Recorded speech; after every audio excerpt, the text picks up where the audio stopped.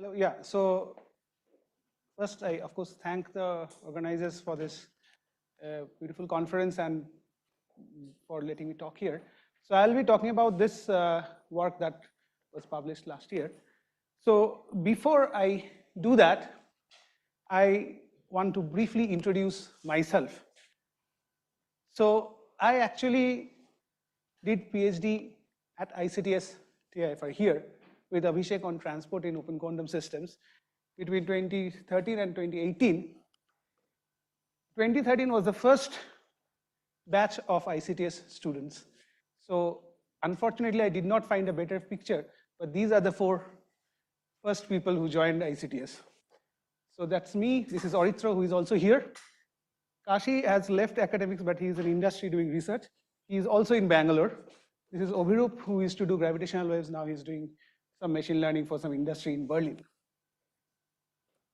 After a long time, three of us were together in Bangalore, so we decided to meet up this weekend.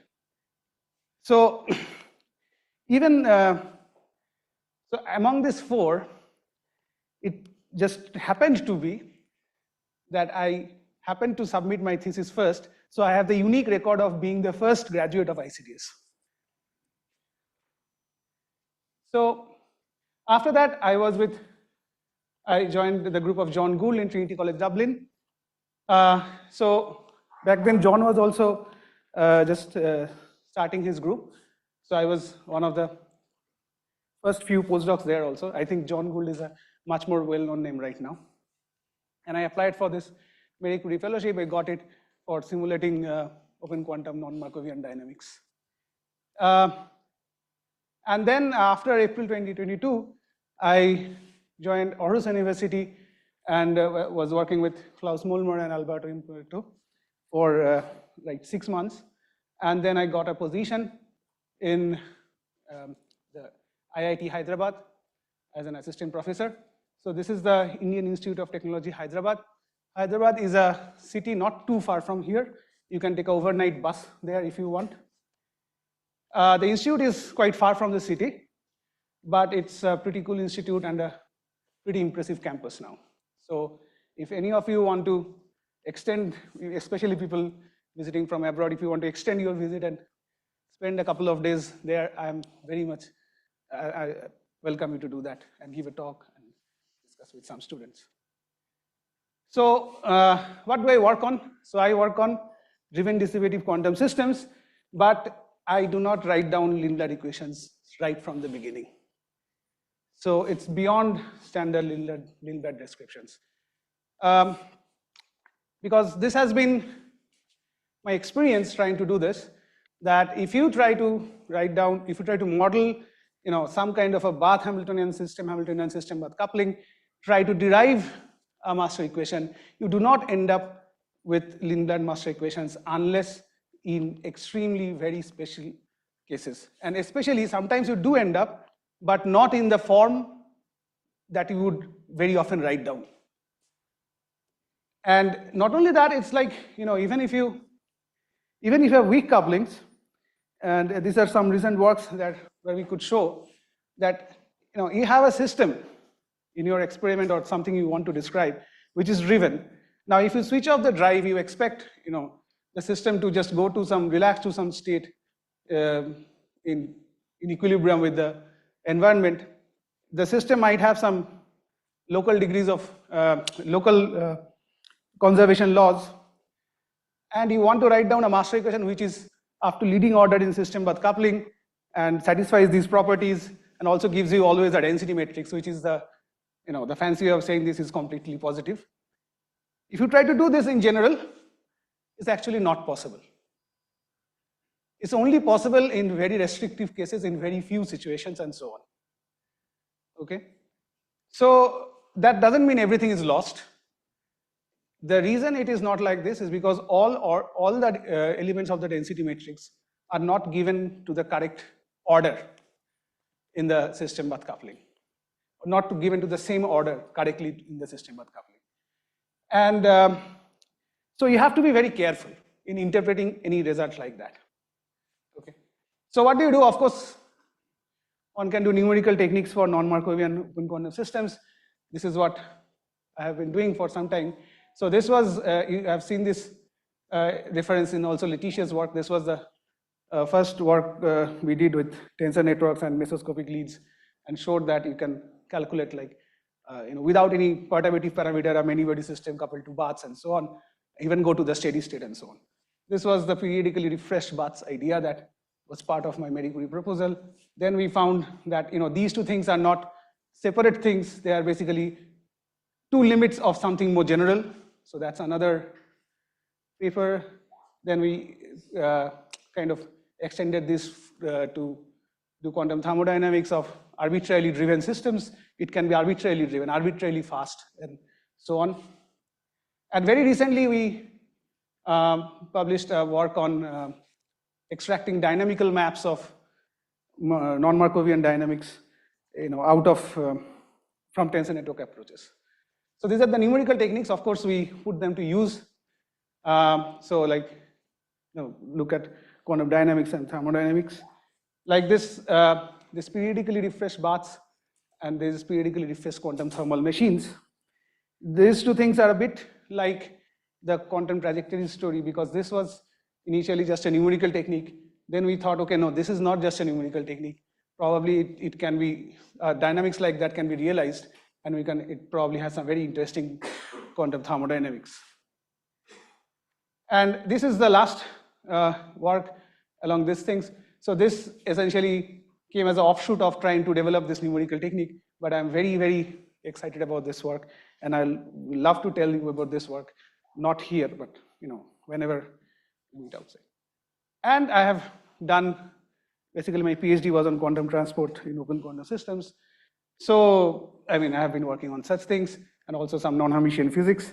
Once again, I don't want to write down non-Hermitian Hamiltonian by hand. I want to derive it, thinking of a particular experimental setup, and so on. So these are all the things that I have been working on, but I will not be talking about any of these things. This talk is about something a little different, which is about detecting a signal. So the main question one can ask, of course, like, what is the probability of detecting a chosen signal at a chosen location within a given time? This is, of course, a very general question. Probably the first mathematical formulation of this question is this well-known Pauli's theorem. It's more than 100 years back, which says that if you have, if you have a particle that's going random walk and you put a detector at some place to detect it, in 1D and 2D you will certainly detect it, eventually, but in 3D you might not detect it ever. So this is, of course, very well studied in classical stochastic systems, first passage times and survival, first passage probabilities and survival times and so on. And there are many, many references. These are just two. There are books on this. So this is the classical stochastic system. What about quantum systems? So this has also been studied a lot in quantum systems. So under two different categories.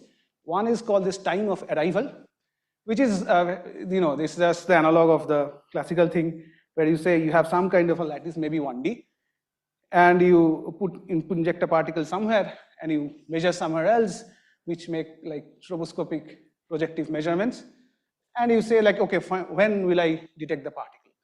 So this are some references. This is not exhaustive at all. Okay, there are a huge number of references here, and also this one.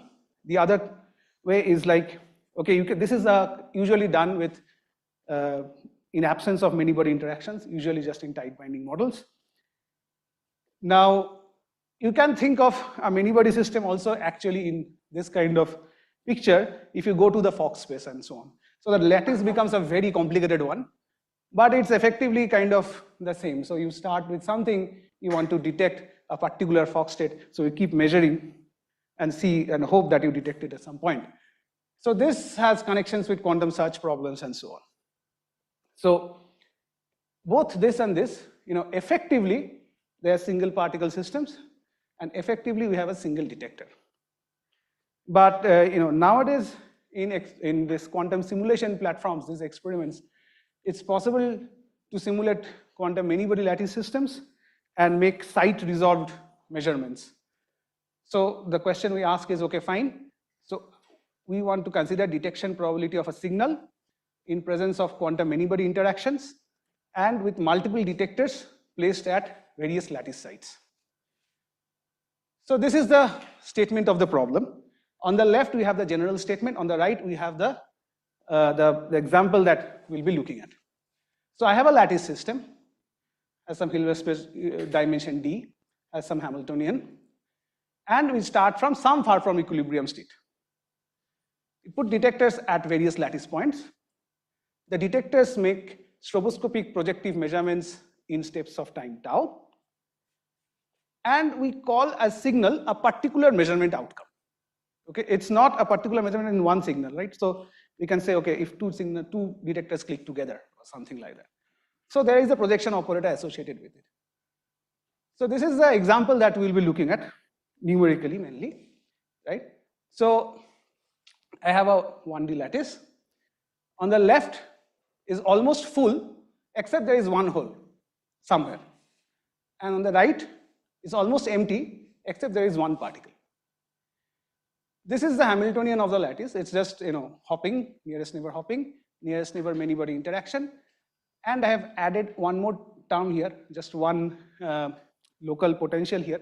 That is mainly there because if you take this Fermion, so everything is Fermions. So if you take this Fermionic system and do Jordan-Wigner transformation, you end up with the XXZ chain, which is integrable. But if you add one little bit something, it becomes non-integrable. We just want it to be away from the integrable limit. This, you can actually adding a small impurity to an integrable model gives you a lot of interesting dynamics. You can look at these two works. None of this by me, but they are very interesting works. I learned a lot of these things from these works. So now, okay, what we do is we have to put the detectors. We put two detectors on the right. Let's say anywhere at a finite distance from the middle. Okay. We can call a signal a simultaneous click on both detectors. The corresponding projection operator would be this one, right? So we have everything defined. Now the question is this: probability that the signal is detected at least once in n steps. This, we call this like quantum many-body detection probability. So this is what we want to find. So if we want to do this, the tricks are almost exactly similar to what you do in classical stochastic systems, that if you want to find the detection probability, what you actually have to calculate is the no detection probability. And then you have to do 1 minus. So this is the detection probability. We have to calculate the no detection probability. So this is the projection operator associated with the signal detection. You do 1 minus that.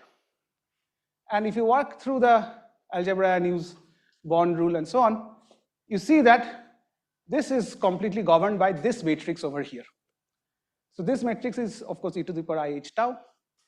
And then you have this q appearing on both sides. So this matrix is not unitary, that you can easily check. But anyway, the eigenvalues are complex. So any complex number you can write like this. But the moment you write like this, you see that this lambdas cannot be negative. Because if they are negative, this is a probability. The probability is bounded by 1. So unless, if they are negative, this will not be bounded. So the lambdas have to be greater than or equal to 0. This operator lives in a space which is spanned, where this eigenvalue of q is 1. The rest of it is 0, right? So the dimension of that space is some dq, which is, let's say, less than d. And let's say we arrange these eigenvalues in the ascending order of lambda m. So immediately we have two possibilities about this detection, is that if the smallest one of this, so lambda 1, is greater than 0, the signal is certainly detected after roughly this many number of steps. Because this is the no detection probability, it will go to 0 after roughly this many number of steps. So the signal is certainly detected irrespective of the initial state. The other case is, if this the lambda 1 is 0, then depending on the initial state, the signal actually might not be detected ever.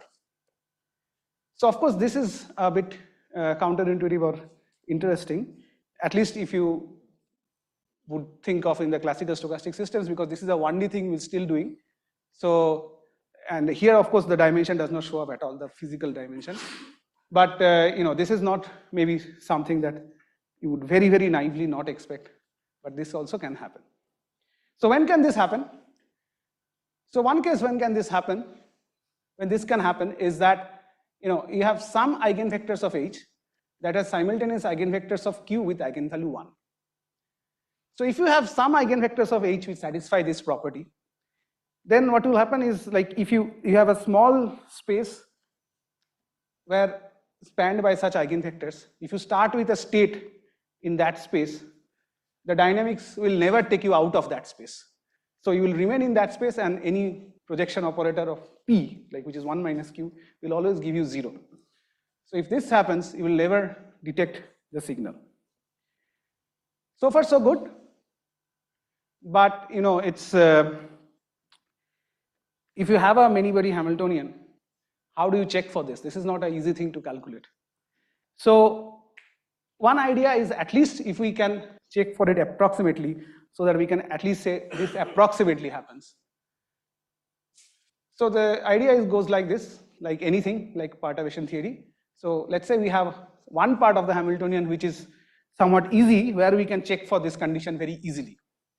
And there is another part which kind of mixes it. So how can we have this? So we have one part which is H0, which is somehow easy to diagonalize, and this actually splits into these two parts, right? Some eigenvectors of H0 are simultaneous eigenvectors of Q with eigenvalue 1. This may not be the same, the dimension of such a space may not be the same as the dimension of Q. But okay, so this guy is a block diagonal one. And now what H1 does, H1 gives the off-diagonal elements. So if you have such a structure, what you can do is, you can do essentially perturbation theory, and then you can easily kind of convince yourself that you have to look at things like this. If H1 can effectively mix these two subspaces, then you won't have this situation. But if it cannot for some reason, then you would have this situation approximately. So what would be that case? So E alpha Q naught is an eigenvector of H naught in the Q naught subspace, and E nu P naught is an eigenvector of H naught in the P naught subspace. This overlap divided by the energy, and you max over all the eigenstates in the P naught subspace. You get some number. If this number is much, much smaller than 1 for some regime of alpha, then you approximately have this situation. So the eigen H1 fails to mix the two subspaces of H naught. Okay. So if you approximately have this situation, you may not detect the signal up to a long time, because this is approximate. So maybe you will eventually detect it, but it will be there for a long time. You may not detect a signal depending on your initial state. Okay, so how does this play out in the example?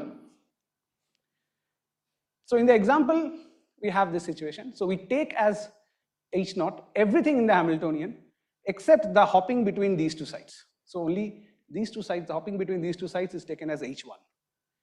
So H naught also includes the many-body interaction term. So that is there, but only the hopping between these two sides is not there in H naught. What does that do?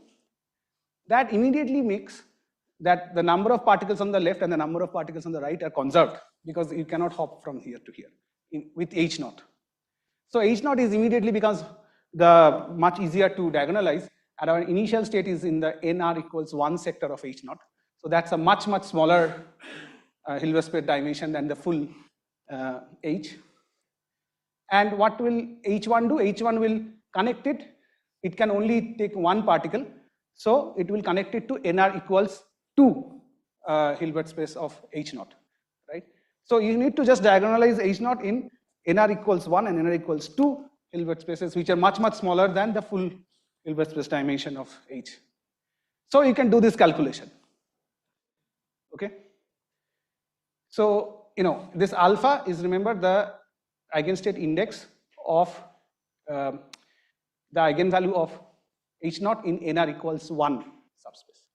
So if we do this calculation, what we see is this. If we take like small values of alpha, so kind of low-lying states, and if we scan how this thing looks as a function of delta by j. So delta is here, j is here. If you cross 1, you see that some of the g alphas, like for low values of alpha, become quite small. But if you take some middle values of alpha, something like this, then it does not become small. So because some of them become small, you expect that lambda 1 also becomes small if you cross delta by j. And this is exactly what we find. So here it's up to this point it's something, but then it kind of drastically decreases, right? So out of these two data, what we can say is this.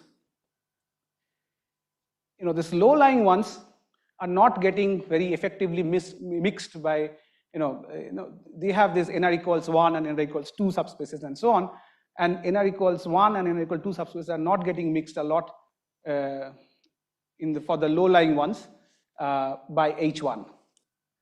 So if we start with a situation where our initial state has sufficient overlap here, then up to a very long time for delta greater than 1, delta by j greater than 1, we will not detect the signal. Remember, the signal is simultaneously detecting two particles on the right, on the two detectors.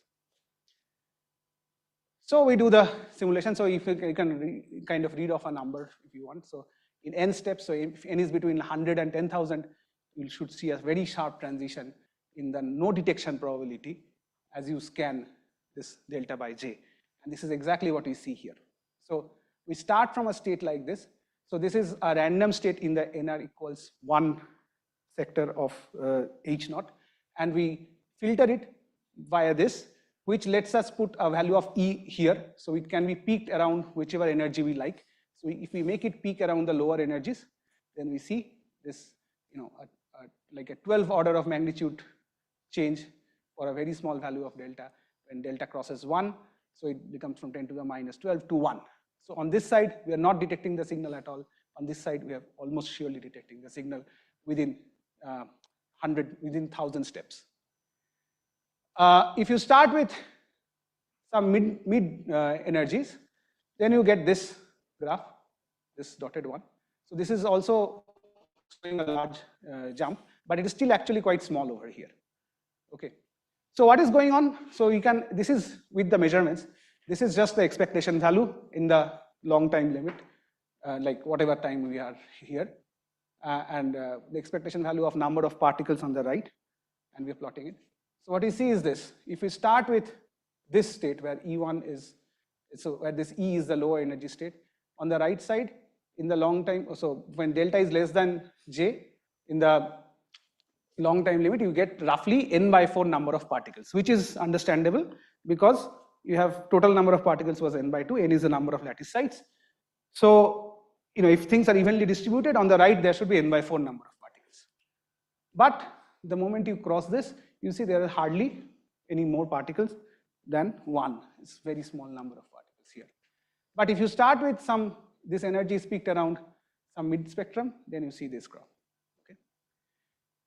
So this is kind of what is happening, that there was one hole on the left and one particle on the right. But if you start with such energies, there is no particle is kind of crossing the middle up to a very long time. So we can make a plot like this if you want. So if you start with, again, this low energy states, if you say how this NR behaves as a function of t, for delta less than j, you see it, okay, it grows, but for delta greater than j, even 1.1, you see doesn't grow at all, it's just very small. You can do more site resolved stuff. So what happens is the dynamics is kind of stuck in the nr equals 1 subspace, okay, for a very long time. So if in the language of domain walls, we have on the left kind of, we have kind of a domain wall initial state between left and right, and this domain wall does not melt up to a long time. So this is kind of a transition in quantum many-body detection probability also, a very sharp one, much, much sharper than what you see in the expectation values. But this is not strictly a phase transition because this is at finite times. Like eventually everything will be detected here. That's because we are doing perturbative things here. Okay, so this is all fine. So the next thing is that, the fact that we understand this tells us that we can actually detect this transition at a single shot level. We don't need to calculate expectation values or probability distributions. So you see, like from the theory, we see that in roughly this much amount of time, we will get one detection of the signal, which is simultaneous click in both detectors. So we can count the number of times we get simultaneous click in both detectors in one run of the experiment. Of course, that's a stochastic variable, but when delta is less than j, we should get a large number. When delta is greater than j, we should immediately become a small number. Okay, and this is exactly what you see. So this is just a few trajectories, and on the left you see a large number. On the right, immediately as you cross this delta by j, you see a very small number or almost zero. Right? This is a transition at a single trajectory level. This is not a transition that is induced by measurement. This is a property of the Hamiltonian itself, but you can also see this transition at a single trajectory level. This kind of thing, so this essentially came from analyzing the quantum many-body detection probability, right? So if you have a sharp transition in quantum many-body detection probability, you can then think of that, okay, this might be useful in doing something. For example, some kind of parameter estimation.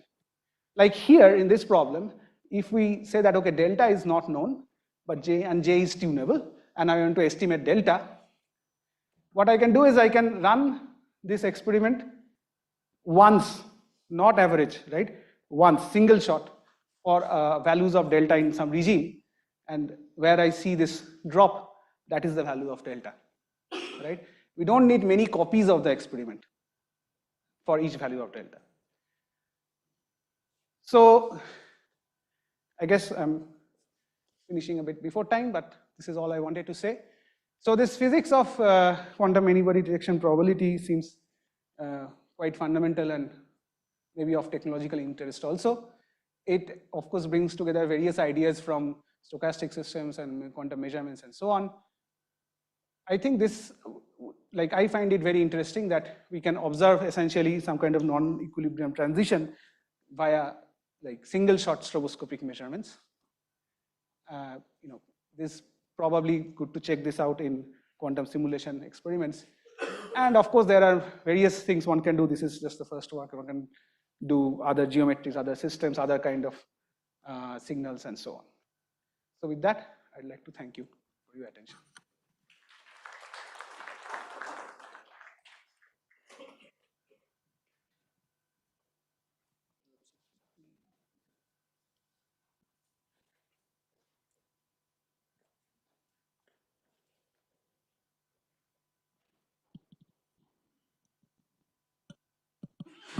Okay, yeah, hi. Thanks for the very nice talk. I didn't get one point, which is the number of detection was scaling as 1 over lambda 1. Yeah. What is special about lambda 1 and why not the other lambda No, values? that is the smallest. So it's like the Liouvillean gap kind of thing. It's not a Liouvillean here, but it's like that.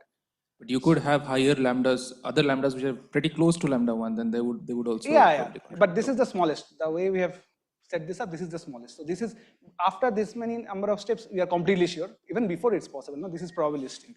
Okay, thanks.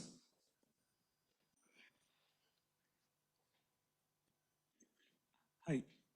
For this final single trajectory to detect, so what sort of controls the sharpness? As in, if I wanted to do a precision measurement, how sharply does it drop in your system, at least? So I think what controls the sharpness is, of course, how sharp this guy is. How fast this lambda 1 is decaying here. This is the one thing that is controlling everything. So, if this decays fast, if it decays even faster, then that jump will be even sharper. If it decays slower, then you will get a much lesser jump. Because this, like, you detect a signal in roughly every 1 by lambda 1 time. Thank you, Archak, for a really beautiful talk.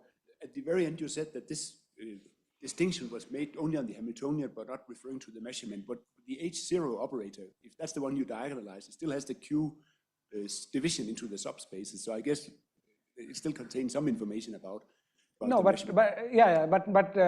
actually, yeah, I mean, but the, this H0 and H1 is completely kind of arbitrary, right?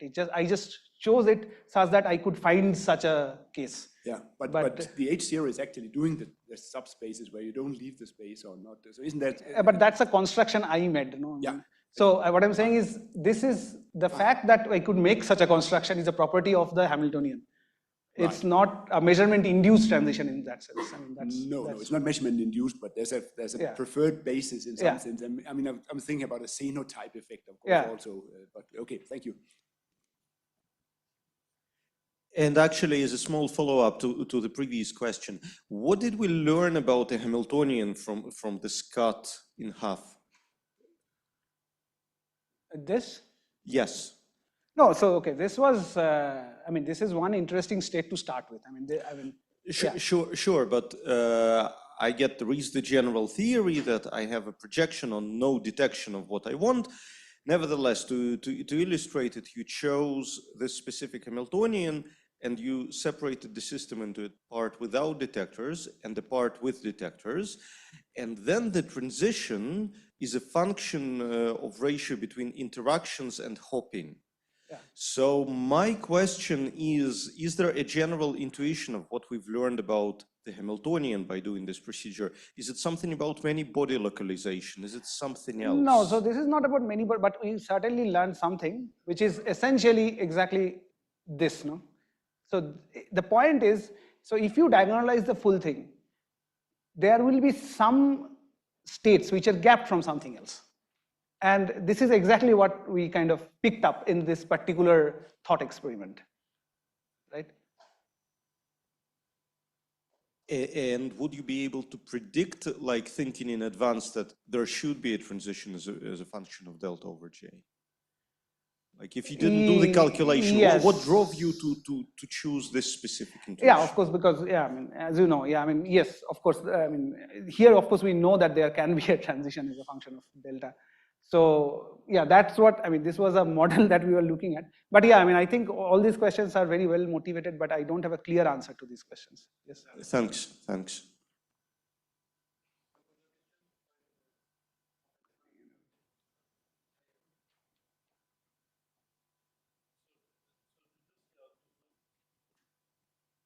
To zoom out again, because you brought up MIPT.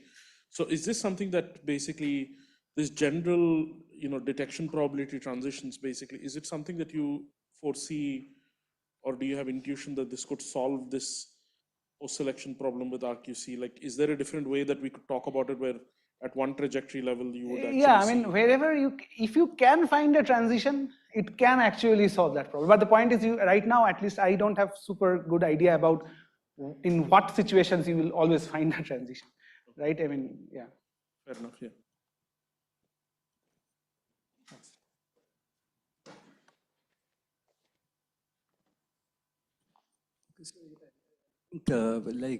Even without measurements, if you look at the XXZ chain with the domain wall, right?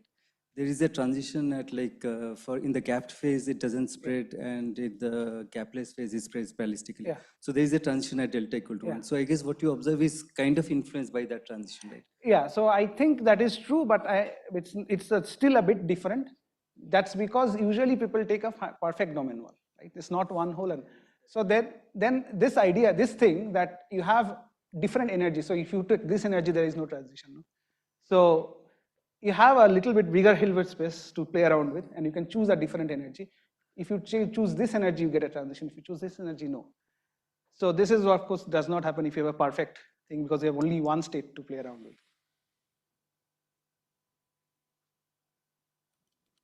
Thanks very much for the speaker.